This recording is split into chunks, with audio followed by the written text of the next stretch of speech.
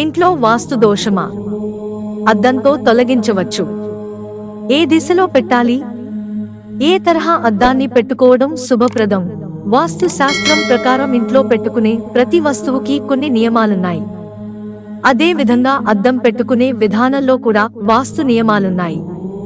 అద్దాన్ని సరైన స్థలంలో ఉంచడం వలన ఇంట్లో సానుకూల శక్తిని, కాంతిని పెంచుతుంది. వాస్తుని పట్టించుకోకుండా అద్దాన్ని తప్పు స్థానంలో ఉంచితే హాని కలిగించవచ్చు. వాస్తుకు సంబంధించిన అనేక రహస్యాలు అద్దం లాంటి సరళంగా కనిపించే వస్తువులో దాగి ఉన్నాయి. వాస్తు ప్రకారం అద్దం పెట్టాల్సిన దిశ, అద్దాలు సానుకూలతను ఆకర్షిస్తాయి. అయితే సరిగ్గా ఉంచిన అద్దాలు సామరస్యపూర్వక వాతావరణాన్ని సృష్టిస్తాయి.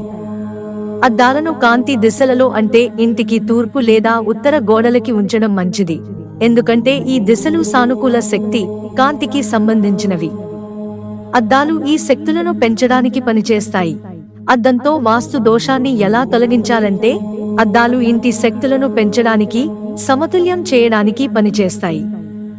అదే సమయంలో అవి అనేక వాస్తు దోషాలను కూడా తొలగించగలవు. అద్దం సహాయంతో ఇంటిలో వాస్తు దోషాలను ఎలా తొలగించుకోవచ్చునో తెలుసుకుందాం.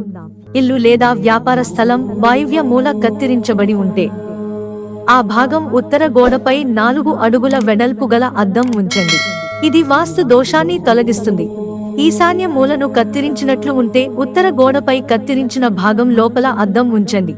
మీ ఫ్లాట్ లిఫ్ట్ లేదా మెట్ల దగ్గరగా ఉంటే మీ ప్రధాన తలుపు మీద అష్టభుజాకార అద్దం పెట్టాలి. ఇంటి వెనుక లేదా ఫ్లాట్ వెనుక జాతీయ రహదారి ఉంటే ఇంటి వెనుక అష్టభుజి అద్దం ఏర్పాటు చేసుకోండి.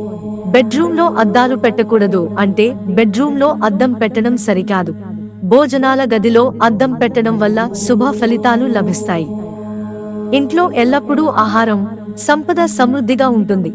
ఇంటి పశ్చిమ భాగం తూర్పు భాగం కంటే ఎక్కువగా తెరిచి లేదా వెడల్పుగా ఉంటే, తూర్పు గోడకి అద్దం ఉంచడం వల్ల శుభ ఫలితాలు లభిస్తాయి. మిత్రులారా, ఛానల్ సబ్స్క్రైబ్ చేసుకోవడం మర్చిపోకండి. ధన్యవాదాలు.